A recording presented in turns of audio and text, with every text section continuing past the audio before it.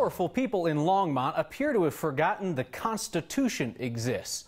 The Longmont Housing Authority says it was using the homes of low-income residents to train police drug dogs. No warrants, just a notice that the landlord was coming by and that a police officer and drug dog might be there too. Longmont police originally defended the practice, and then hours later today they said they would stop these warrantless searches. The letter to residents of low-income housing starts with all the standard stuff, notifying them of an inspection. That's what landlords across Colorado do. And then it mentions the police officer and the drug dog. Nowhere is it said that while you have to let the landlord in, you do not have to allow the police officer and the drug dog inside your home without a warrant. And if you do, anything they find is fair game. The chairwoman of the Housing Authority in Longmont says they have never had a resident refuse the police search.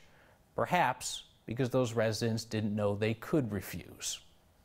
And usually it helps the residents feel real secure in that we're following up, we're holding residents accountable. It's an opportunity for the dogs to train.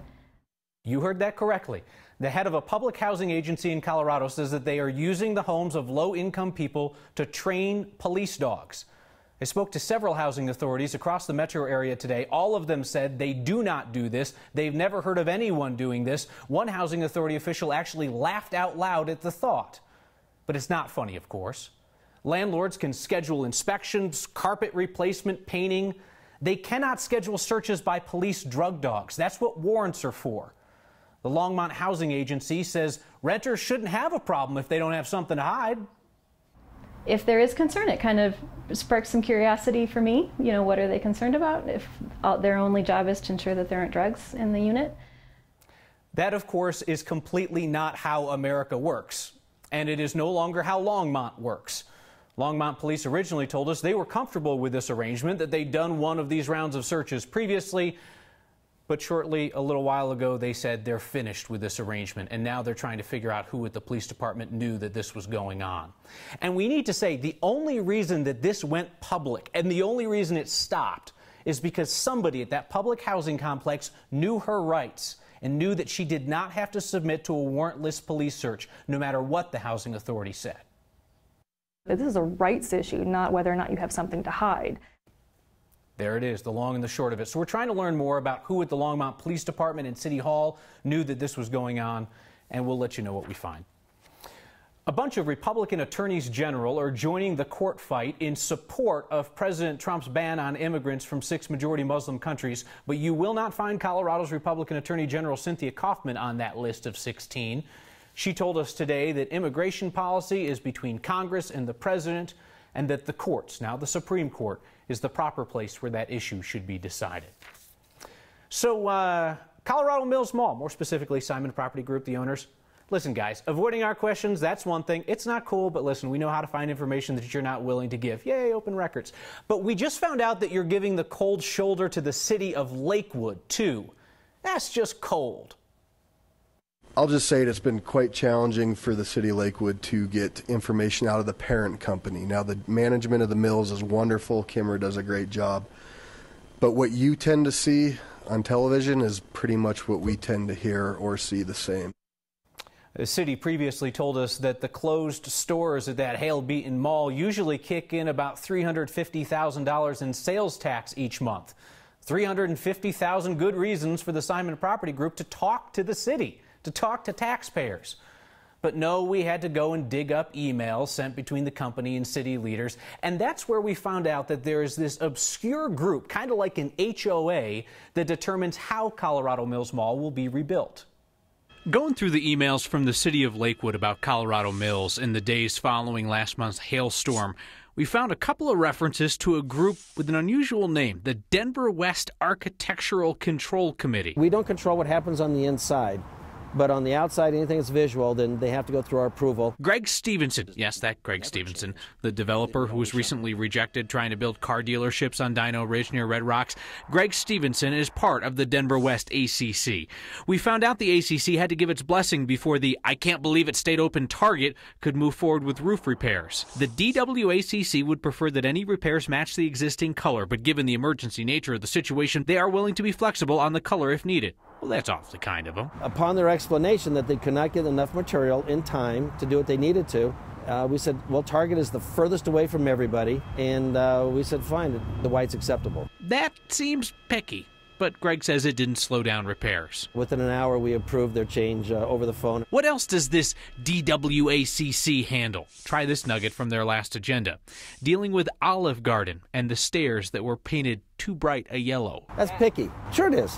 Sure. An industrial bright yellow, that's something you see along a highway kind of a thing, and we thought that was probably a little bit too glaring, perhaps. I'll phrase it that way. It's been repainted, but that now becomes a new standard for the next person who wants to paint their stairs yellow. Not everything is that kind of minutia.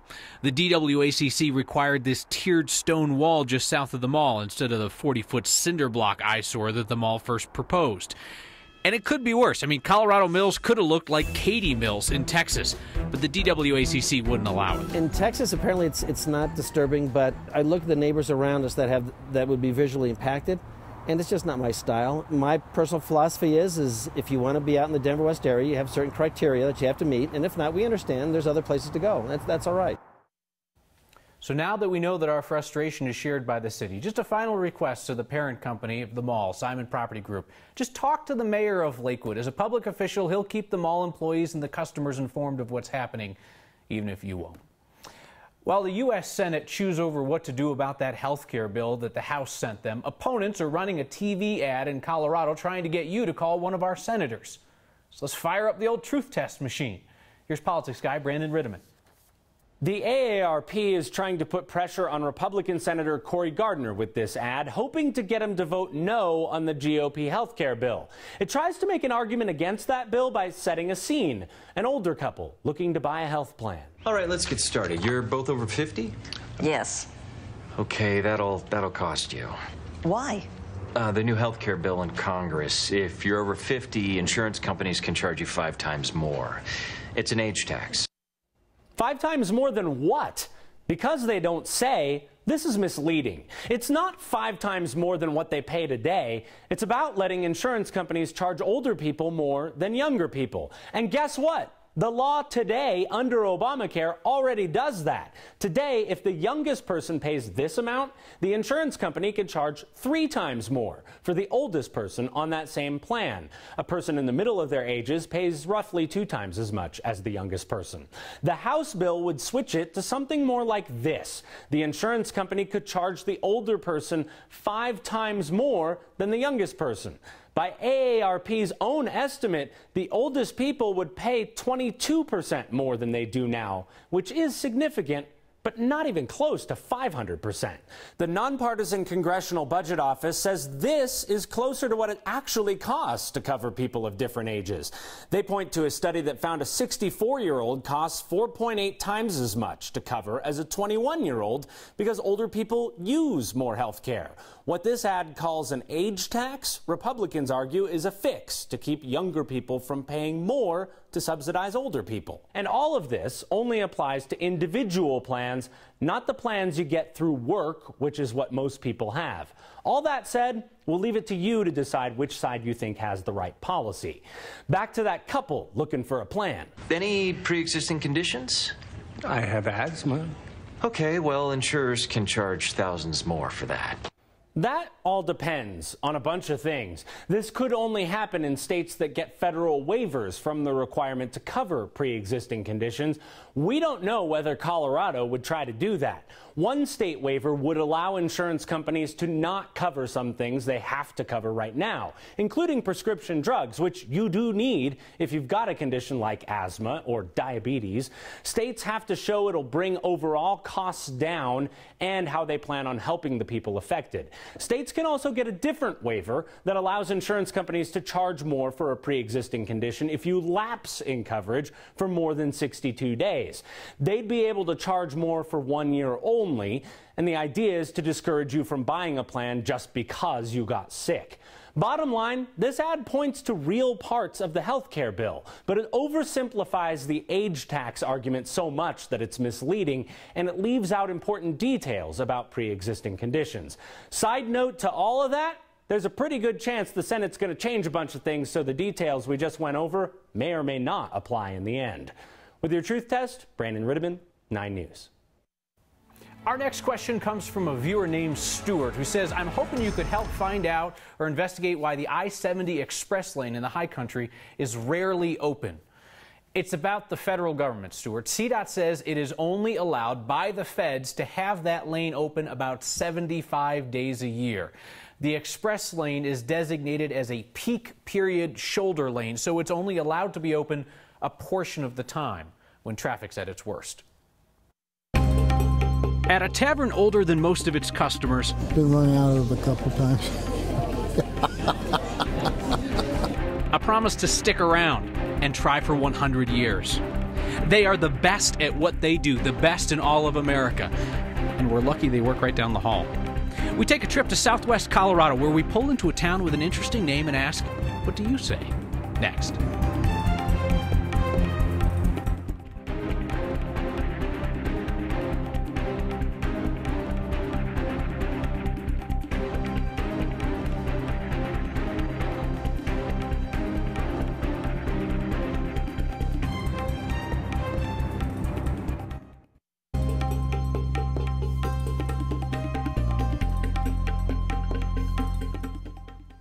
The Colorado Rockies game gets underway in about a half an hour or so, and I think we're going to be just fine for that. Meantime, some strong storms are forming just south and east of the city. Enough heating of the day with temperatures close to 80, though we're starting to see some of those storms fire in Douglas County, producing hail, wind, lightning, and rain.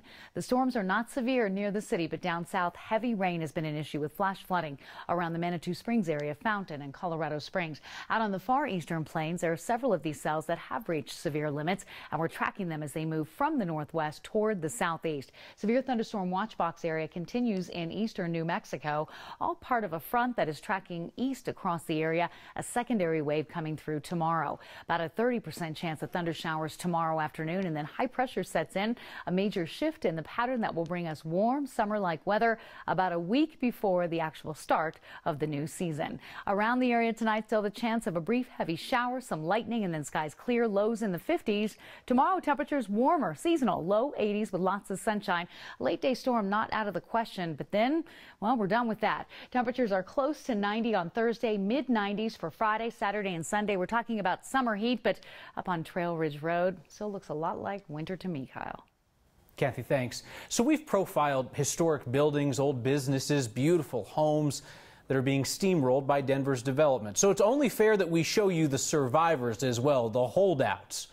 There's a spot in Denver's Brae neighborhood that's celebrating its 83rd birthday with no plans to go anywhere. Happy birthday to you. Happy birthday to you.